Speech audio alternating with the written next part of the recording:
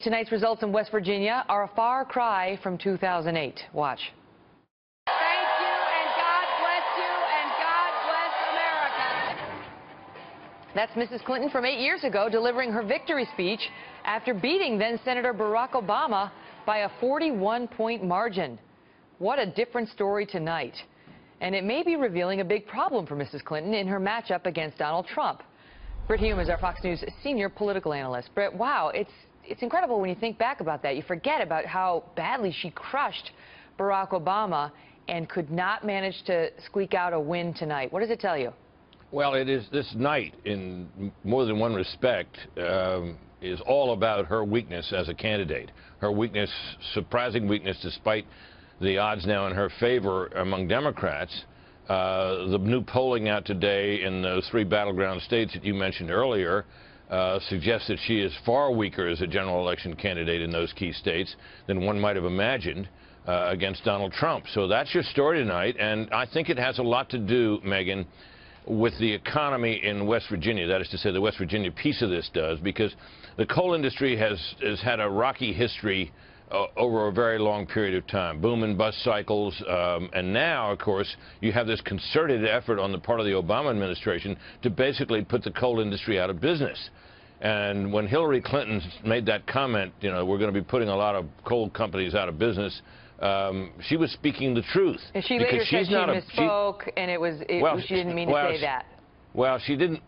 What she said was that it was robbed of the context in which she was promising a big job training program and other aid for displaced miners.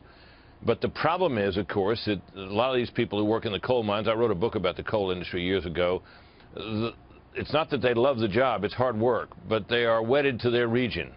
And coal has been a way of life in those Appalachian regions for a long time. And what they all sense is that that what's needed is to get the regulatory boot off the neck of that industry. And it's pretty clear that Hillary Clinton, with her fidelity to the green interests and so on, isn't about to do that. And that is why that statement was so revealing. Not because it was a falsehood, but because it was true, and it made it clear that she's not going to change anything. She's simply going to try to apply some kind of assistance to the people in that region. Meanwhile, old Sanders continues to burn. I mean, he's not out of it yet. He continues to win. And what does that do to her campaign? Well, first of all, it's embarrassing. It makes it difficult for her to make the turn that I know she would like to make toward mounting the attacks that I'm sure are coming on Donald Trump. Donald Trump, as has been noted by many people, is kind of a target-rich environment. There's a lot of things that he has said and done that are quite controversial and would be presumably offensive to segments of the electorate that she would like to appeal to. But as long as he's still nipping at her heels and beating her various places, it exposes her weakness. Exposes the fact that she hasn't got the base of her party sewed up, which you need to do to win elections. And it keeps her focused on something that she'd rather not have to focus on.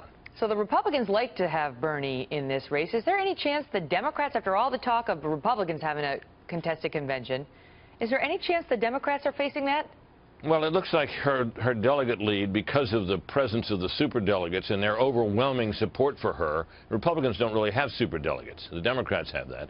That she's got a prohibitive lead. And it would be a bolt of lightning were that to begin to slip away from her, and him to win so big everywhere that he accumulated. Remember, the Democrats, all these states are proportional representation, so you can win a state handily, but the person you beat gets nearly as many delegates as you do. So it's very hard for him to, I think it's impossible for him to catch up at this point. I got to ask you about the strategy. But he's not given up, and so there still continues to be this race, and she's not won it. What we saw between Trump and Clinton yesterday was this, and over the weekend, was a dust-up about the issue of women. Trump's language about women in the past, and a group supporting Hillary Clinton put out a tough ad attacking him for the words. And Hillary, meantime, is saying, I'm not going to respond. He's going to run his campaign. He's going to say what he wants to say about me, about women, whatever, me, Hillary Clinton, and I'm just going to run my campaign, she said. Can she possibly maintain that with him bringing up all this stuff Bill Clinton did and she allegedly did back in the 90s that a lot of these young voters are hearing for the first time? Can she maintain the I'm not going to comment on it, defense? Well, look at the options. If she wants to engage it, look, she can counterattack Trump, it seems to me, by highlighting the things that he said about women, the number of marriages, and his braggadocio about his sexual exploits and all the rest. She could do that if she wanted to. What she can't really defend is she can't deny the idea that Bill Clinton was kind of a horn dog when and long had that reputation and was carrying on with women while he was in the White House. I mean, that's true. And you know, he got impeached for lying about it, or for lying to a grand jury about it. So you know, that I can understand why she didn't want to feed that story. You can just see the general election debate where she tries to say something about Trump's language, and he just keeps responding, horn dog, horn dog, horn dog. It's going to be interesting, Britt. It's going to be interesting. Great to see you. Thanks, Megan.